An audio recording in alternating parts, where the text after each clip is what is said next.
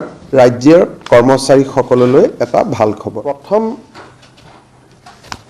বিষয়টো হ'ল যে আপোনালোকে জানে যে যোৱা 12 তাৰিখে 12/3/2024 তাৰিখে ভাৰত চৰকাৰে তেখেতসকলৰ কৰ্মচাৰীসকলৰ বাবে 4% ডিএ এনাউন্স কৰিছে।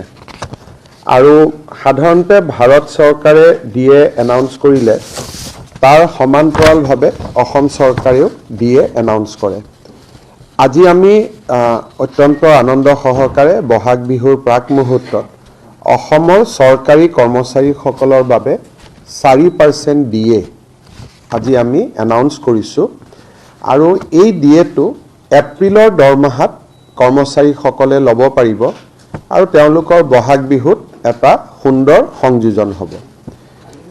সাধাৰণতে এই ডিএ 1/1/2004 তাৰিখৰ পৰা প্ৰযোজ্য হয়।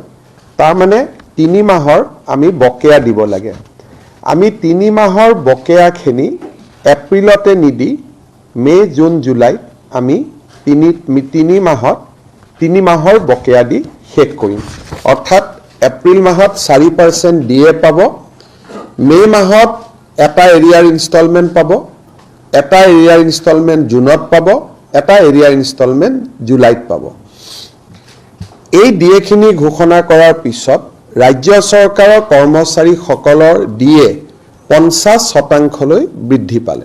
অৰ্থাৎ তেওঁলোকৰ বেছিক চেলাৰী যদি 100 টকা, এতিয়া ডিয়াৰনেছ এলাউন্স 50 টকা হ'লগৈ আৰু সৰ্বমুঠ দৰমহা 150 টকা হ'লগৈ। এইটো এটা মাইলৰ খুঁটি যে 50% ডিএ এজন চৰকাৰী কৰ্মচাৰীয়ে পাব আৰু বহাগ বিহুৰ আগতেই পাব।